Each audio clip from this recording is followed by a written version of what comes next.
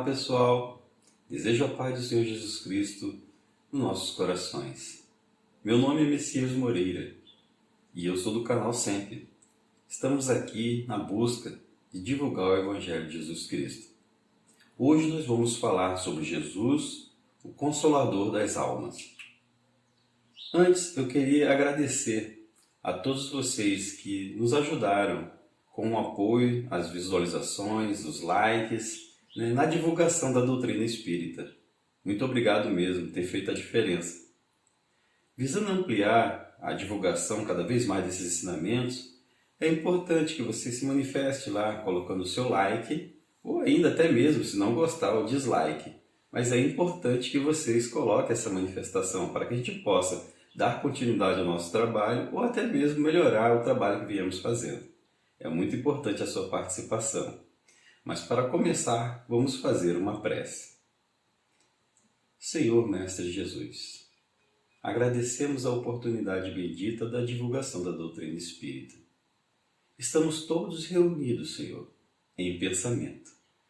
E através dessa reunião, pedimos a Tua força e o Teu carinho para enfrentarmos os desafios das nossas vidas.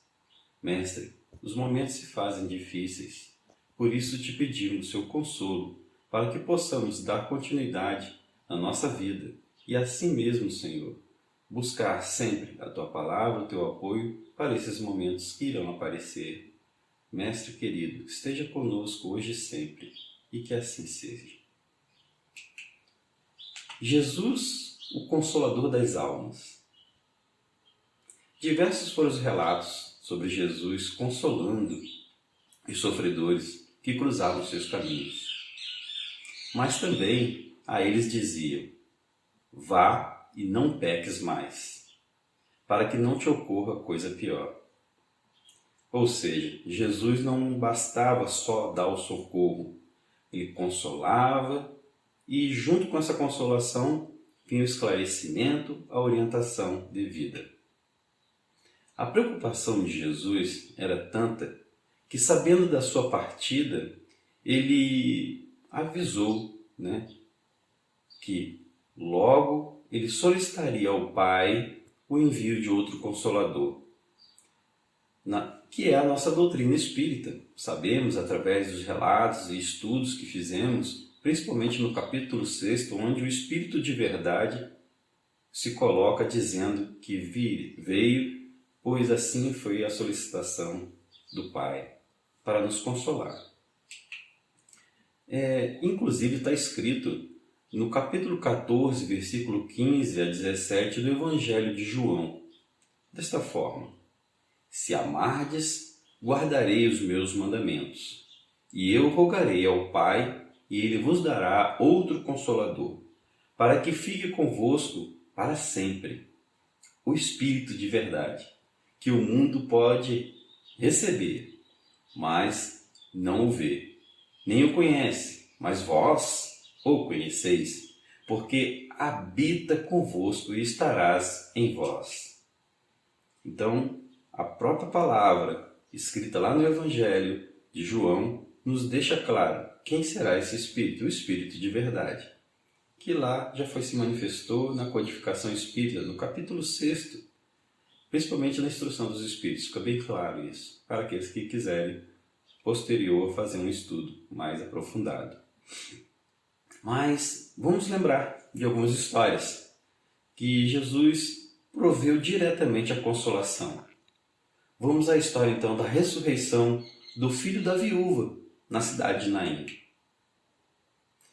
Jesus, como sempre, ia com os seus discípulos e uma multidão ia à sua volta. Na cidade, chegando à entrada da cidade de Naim, na Judéia, e encontrou uma grande multidão.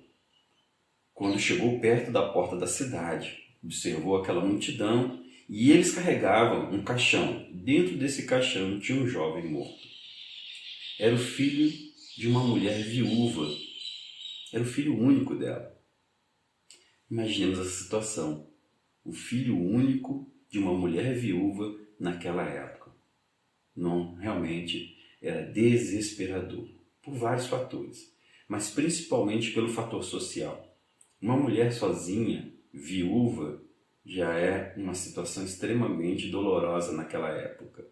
E ainda, um filho jovem falecido, qualquer falecimento já é uma tristeza muito grande. E quando falamos ainda de um filho homem naquela época, era para essa mulher a oportunidade de libertação, de reintegração social. Então realmente era um fator extremamente doloroso ao ponto de colocar na Bíblia essa informação. Mas ainda na história, Jesus vendo-a se condoeu, teve compaixão dela.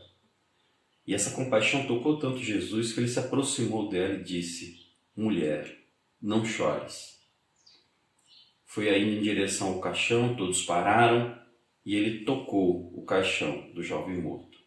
Desceram o caixão e Jesus, olhando para o jovem fixamente, disse: jovem, a ti te digo, levanta-te.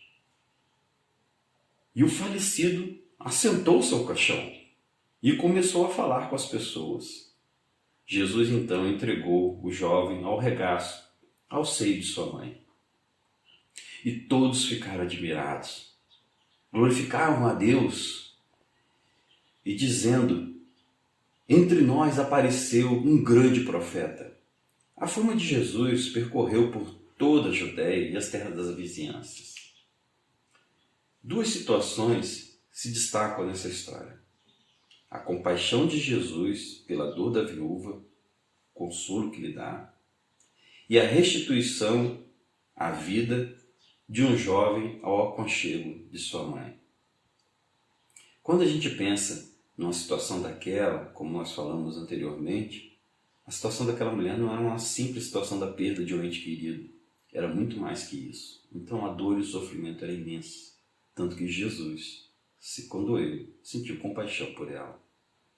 Mas ele também, ali começava uma jornada em direção à Judéia que não parou mais, que foi de mostrar a força e o poder que tinha do Evangelho de Jesus, do amor para com Cristo, do amor para com Deus. Cristo fez naquele momento um elo entre o céu e a terra, mostrando que, através do pensamento e da vontade, da fé, muitas coisas que eram chamadas milagres, e até hoje chamamos de milagres, poderiam ser feitas. Mas vamos pensar numa história agora mais específica. Uma história em que muitos conhecem. A história da viúva de Naim, da cidade de Naim, é uma história que poucos conhecem, mas essa história muitos conhecem. Até mesmo já foi feito músicas, né, com essa história, que é a consolação de Zaqueu, um publicano. Só para dar uma contextualizada, publicano naquela época era uma pessoa ligada ao governo, né, como se fosse um funcionário público. E aí por isso o nome. Além disso, por que Zaqueu era detestado? Por duas coisas. Primeiro, porque Zaqueu era um cobrador de impostos. E, por ser um cobrador de impostos, um publicano ligado aos romanos, ele ganhava totalmente a negatividade de pensamentos daquele povo. E Zaqueu, por isso mesmo, era rico. E os ricos sempre sofreram, de uma forma geral, uma detestação pelos pobres, que é a massa, tendo em vista que muitos deles acreditam que aquele é rico em detrimento do povo, em detrimento das pessoas que vivem passando pela miséria. Contudo, nem sempre isso é verdade. No caso de Zaqueu, por duas coisas. Primeiro, Zaqueu adquiriu a oportunidade de trabalhar como cobrador de imposto numa asta pública, ou seja, num concurso, no meio da multidão, ele conseguiu conquistar, através, é claro, do seu dinheiro, a possibilidade de representar o governo romano. E, além disso, nós sabemos também que Zaqueu, ele já vinha de uma família rica. Então, o dinheiro que chegou a Zaqueu não foi através dos impostos. Ele pode ter ficado mais rico com esse trabalho, mas não era realmente por aquele motivo que ele tinha ficado rico. E Jesus sabia de tudo isso. Por isso, então, no capítulo 19, versículo de 1 a 8, Em Lucas está escrito assim: E tendo Jesus entrado em Jericó, e ia passando, e eis que havia um homem chamado Zaqueu. Era este chefe dos publicanos, e rico, e procurava ver quem era Jesus, aquele homem que realmente trazia uma diferença para toda a região. E não podia, por causa daquela multidão que se instalava ali e ainda da pequena estatura que tinha. E correndo adiante, subiu numa figueira brava para ver. A figueira brava é aquela que a gente vê nas praças aqui na cidade. Em todas as cidades temos figueiras bem grandes e é aquela grandona. Realmente, lá também na região possui essa figueira. E então subiu Zaqueu àquela figueira grande e começou a ver que ali estava passando Jesus. Jesus, olhando para cima, viu Zaqueu e falou: Desce depressa daí, Zaqueu, porque hoje me convém pousar em tua casa. Imaginemos esse convite do mestre Galileu. Não é um convite qualquer. E apressando-se, Zaqueu desceu correndo alegremente e seguiu junto com Jesus, levando ele em direção à sua casa. E todo mundo vendo aquilo. Jesus, que já era uma figura naquela época, naquele momento, que vinha desafiando muitas questões. E aí todos murmuravam: olha, ele vai com aquele homem mau, aquele homem rico, para a casa dele. Nossa, aquele homem para aquele povo era um pecador, né? Todos o detestavam. E levando então Zaqueu, Jesus, à sua casa, estava naquele momento em que ele disse assim: Senhor, eis que dou aos pobres a metade dos meus bens. E se, porque nenhuma coisa eu desfraudei a ninguém, não fiz mal a ninguém, eu vou restituir o quádruplo se alguém se sentiu prejudicado. Realmente Zaqueu estava num momento muito, mas muito, de muita felicidade. E ele se excedeu de todas as generosidades. É interessante que essa história está escrita no capítulo 18 do livro Pelos Caminhos de Jesus, de Divaldo Franco, através do espírito Amélia Rodrigues. Eu vou ler um pequeno trecho do livro para que a gente possa sentir realmente como se deu aquele acontecimento. Ficou no livro escrito como o inesquecível diálogo. Realmente, imaginemos que seria inesquecível para qualquer um de nós ter Jesus em nossa casa.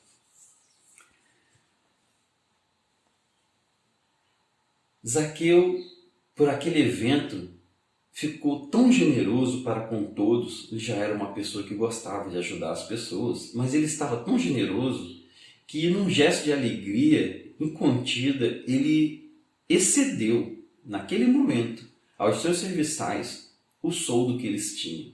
Quer dizer, aumentou o salário deles, naquele momento. E, estando ali com Jesus na sua frente, tudo, no momento de silêncio, após uma ceia realmente muito farta e de vários gestos de ternura um para com os outros, Zaqueu, emocionado, agradeceu ao mestre a oportunidade que ele estava tendo naquele momento.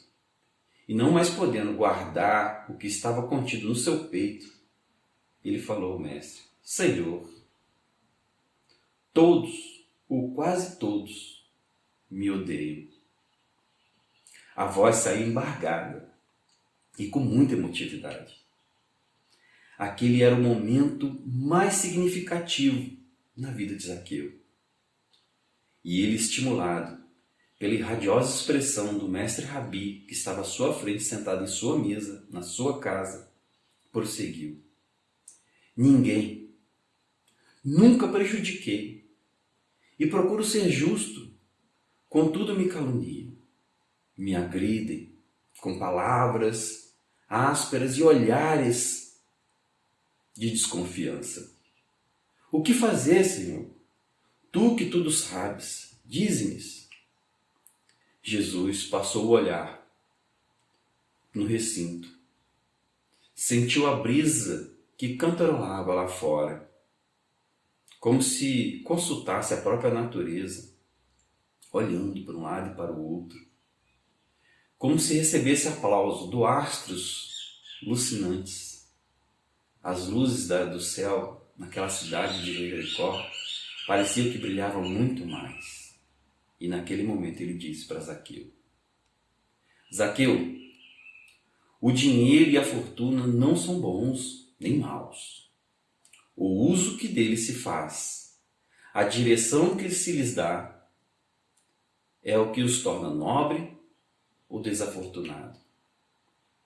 A moeda que adquire o pão é a mesma que fomenta a guerra.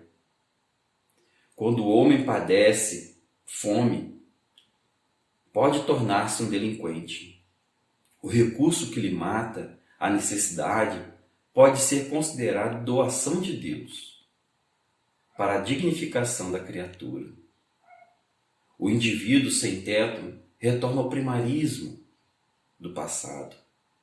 O dinheiro que lhe concede um amparo torna-se a expressão do progresso, em nome da caridade que o liberta das paixões primaveras. O órfão aquecido, quando recebe o apoio considerável a um lar, ergue-se para a vida, tornando os recursos amoedados a mais grandiosa manifestação do amor do Pai. Um silêncio se fez muito natural naquele momento.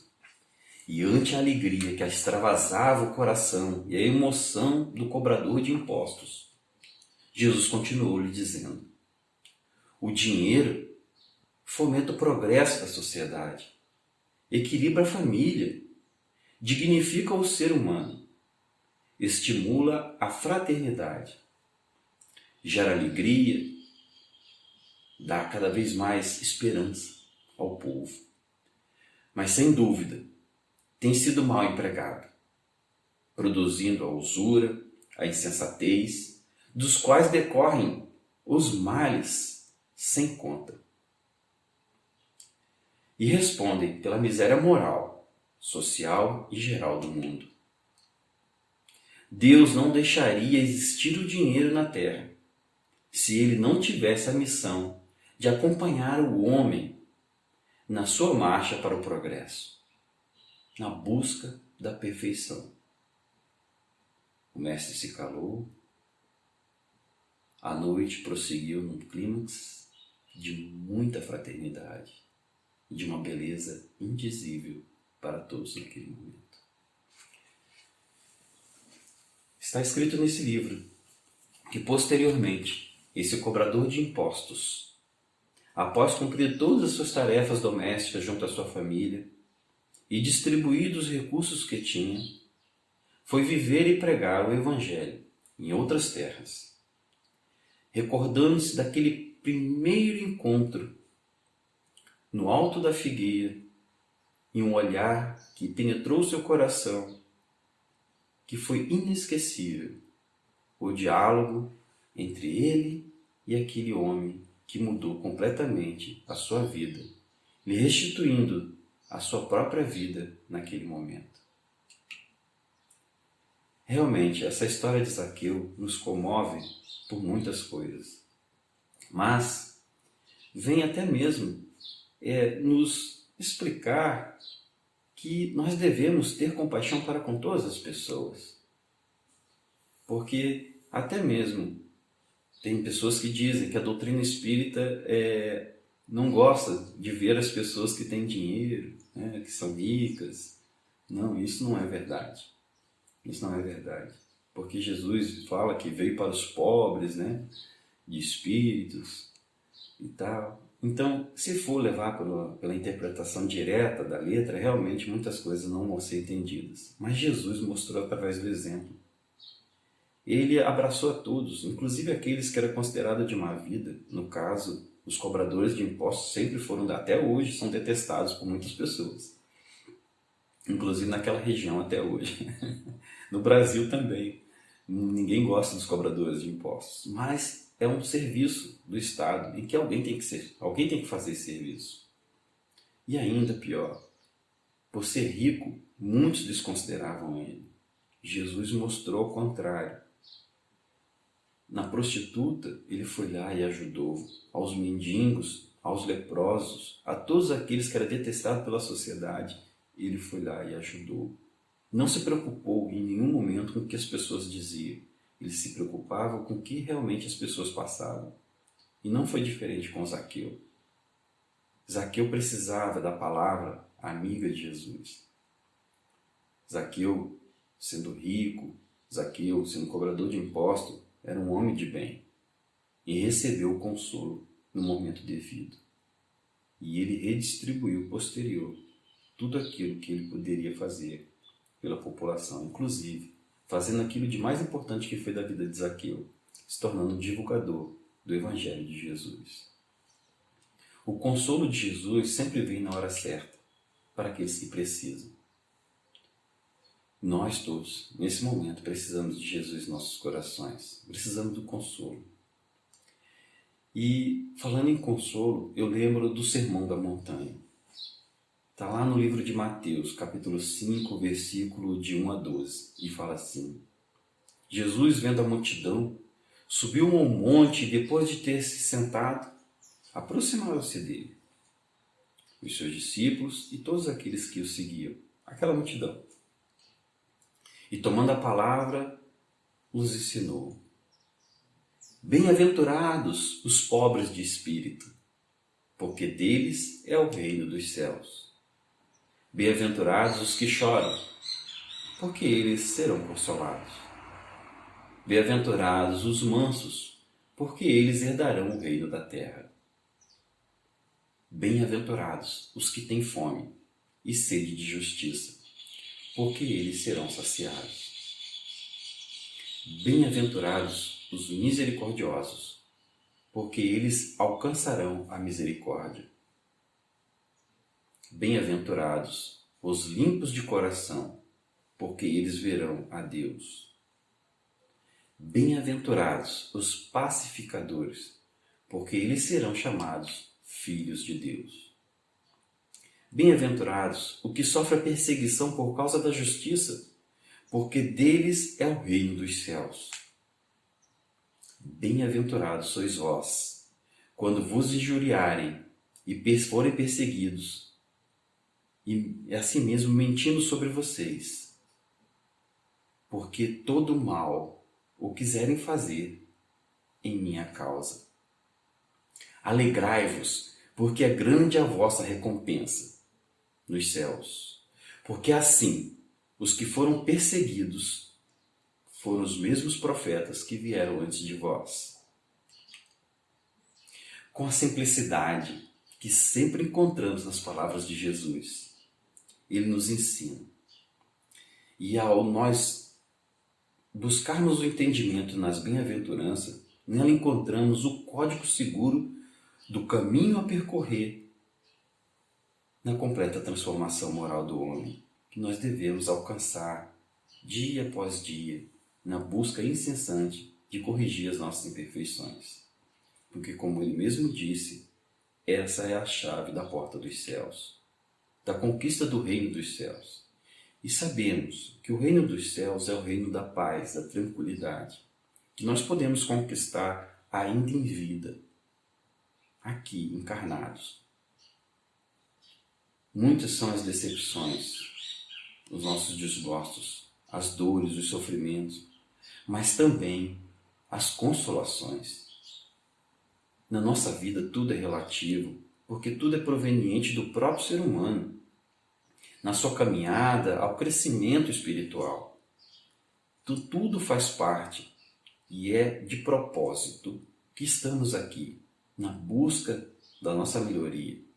Porque o nosso grande objetivo que estamos propostos está dentro da lei de evolução, da lei do progresso.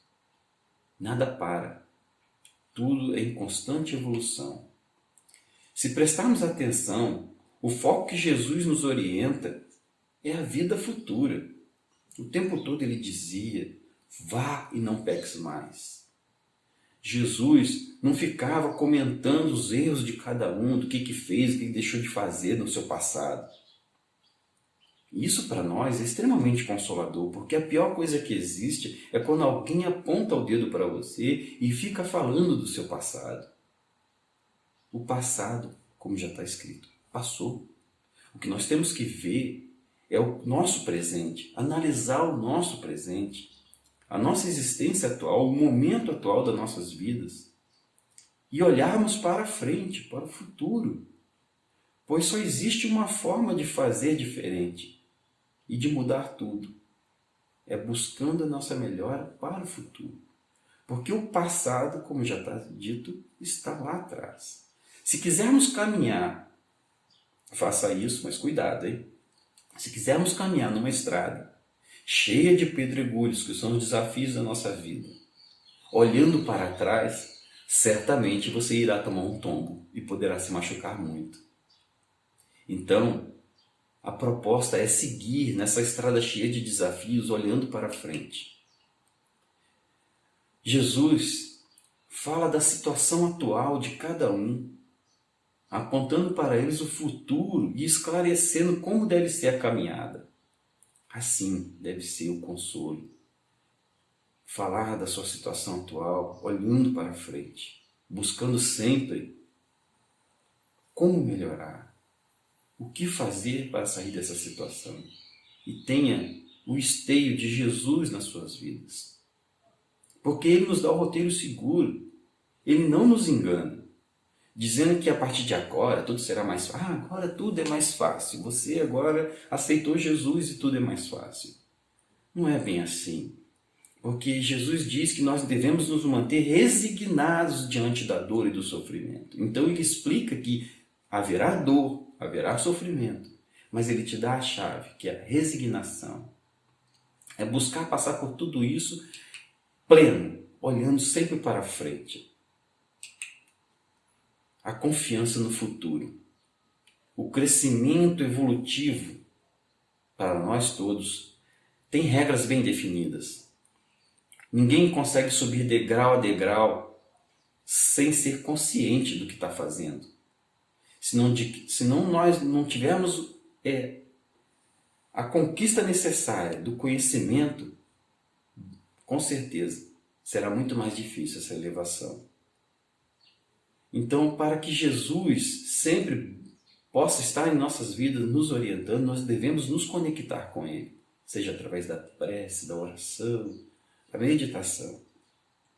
E foi Ele mesmo que disse que se vós permanecerdes na minha palavra, verdadeiramente sereis meus discípulos, e conhecereis a verdade, e ela vos libertará. Está escrito em João, capítulo 8, versículo 31 a 32. E ele diz assim: conhecereis a verdade, e ela vos libertará. A libertação de todo sofrimento e de todas as dores está em nossas mãos. Olha que legal! Está em nossas mãos. Isso é muito consolador. Por isso que eu digo a todos, e trago isso para dentro de mim todos os dias: preciso melhorar. Preciso conhecer mais da verdade. E a verdade está escrita nos ensinamentos do Cristo.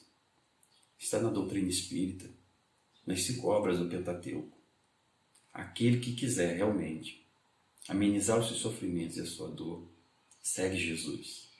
Seja na doutrina espírita, seja em qualquer outra religião, mas busque o ensinamento de Jesus. Amar ao próximo como a ti mesmo e a Deus sobre todas as coisas.